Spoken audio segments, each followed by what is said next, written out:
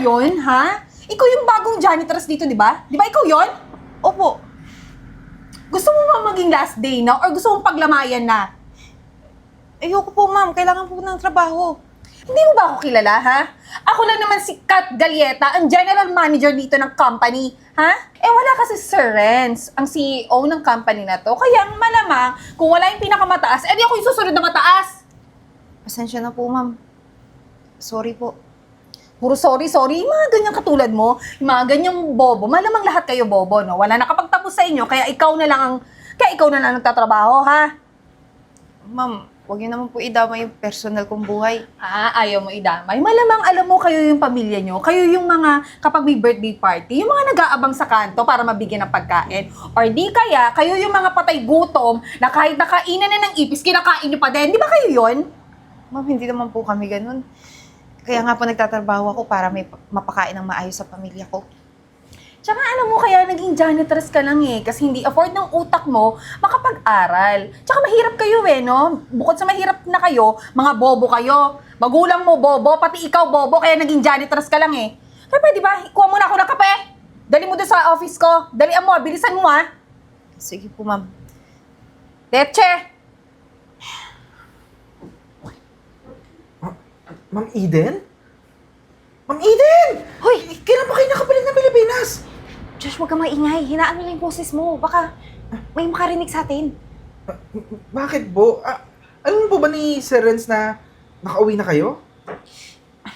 Josh, sinabi ko, hinaan mo yung boses mo. Wala si Sir Renz mo sa business trip. Nandito lang siya sa Pilipinas. Ha? Teka lang ma'am, naguguluhan ako. Ano po bang ginagawa niyo dito? Ba't biglaan po yung uwi niyo? Basta, may kailangan lang kaming gawin dito sa company. Kaya nakaganito ako ngayon. Nagpapanggap ako bilang janitress. Kaya pala pang-janitress kayo. Ma'am, baka naman po, pagayitan ako ni Sir Renz yan. Gusto, Basta, huwag ka na lang magsalita. Basta, ang importante, wala kang mapagsasabihan o walang makakarinig sa atin ngayon. alam ma'am, na-post ko na. Ano? Hindi, joke lang po. Sige po ma'am, ano po, hindi ko po pagsasabi kahit kanino. O sige, buo yung tiwala ko sa'yo. Umalis ka na dito. Sige po ma'am, pag kailangan niyo po, ipag-drive ko kayo ha. Sabihan niyo lang po ako. Sige. Sige po. Yvette.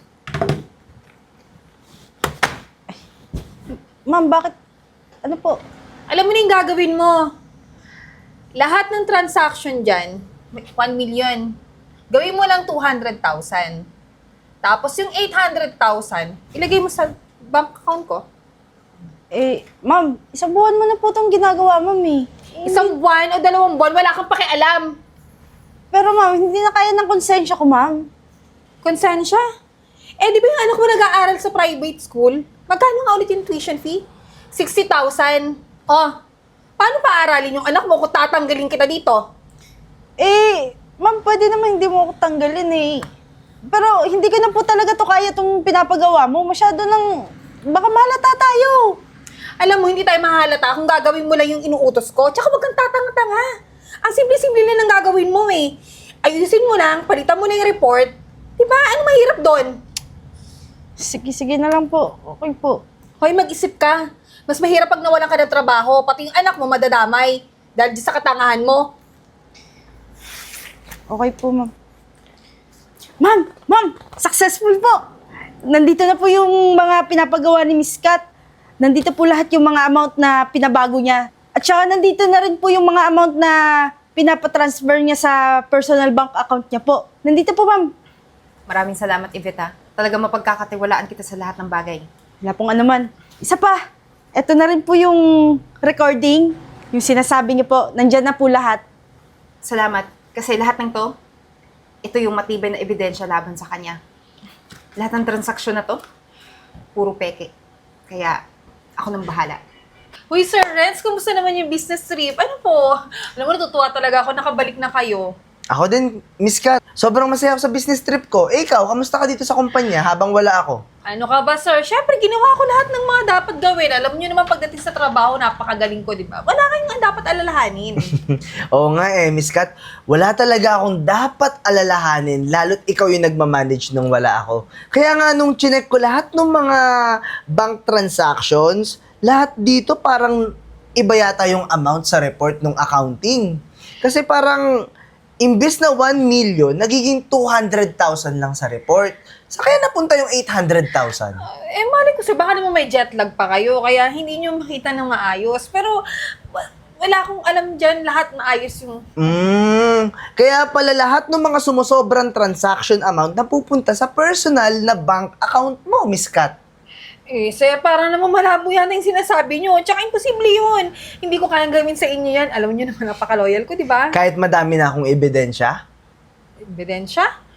Mahal, Teka, di ba ikaw yung janitors na tatanga-tanga? Lahat ng nun, pagpapanggap lang. malamang hindi mo kilala si Eden, asawa ko. Kasi galing siyang Amerika. Ang dami ko kasing problema dito sa kumpanya. Hindi ko mahuli kung sino yung salarin, kaya kinontak ko siya. Galing pa siyang Amerika. Para lang sadyain na magpanggap bilang janitress dito sa kumpanya ko. Di ba, mahal? Tama ka. Alam mo, hindi ko naman kailangan pag-aksayahan ka ng panahon. Kaso nakita ko na talagang palugi na tong company. At nagtataka ako.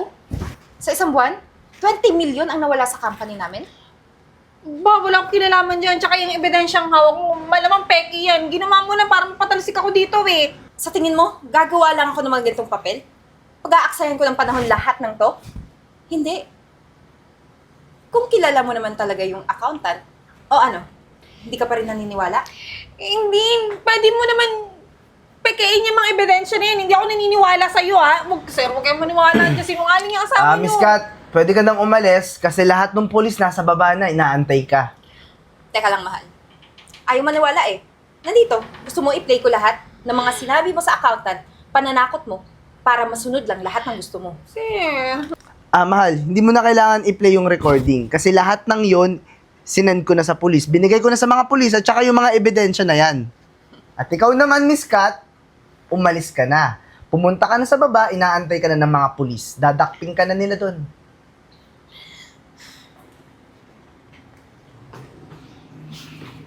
Na Miss Kat, wala pa rin ba kaming ebidensya? Anong ginagawa nyo dito? Andito kami para sabihin sa'yo na hindi lang pala yun yung kaso na meron ka. Patong-patong na yung ginawa mo sa kumpanya ko. Kaya, andito yung asawa ko para tulungan ako sa lahat ng mga kaso at hearing natin. Sisiguraduhin namin na mabubulo ka dito sa kulungan. At tingin mo hindi ako makakalabas dito? Ha? Tingin nyo hindi ako makakalabas? Gaya nga ng sinabi ng asawa ko, patong-patong ang kaso sa'yo. So, ibig sabihin, baka dito ka na rin mawala sa mundo. Kung mangyayari yun, sisiguraduhin ko pag nakalabas ako, babalikan ko kayong dalawa, lalo ka na. Alam mo, wala akong masabi sa tapang mo. Kahit nandito ka na sa kulungan, kahit dito ka na mabubulok, ganyan pa rin yung utak mo. Napakayabang mo pa rin at saka makasarili kang tao. Tinatakot mo ako ng ganyan. Kala mo naman makakalabas ka pa dito. Kahit anong gawin mo, wala ka na magagawa. Dito ka lang habang buhay. Paano ba yan? See you na lang sa next hearing natin. Kasi alam naman namin kami ulit yung mananalo.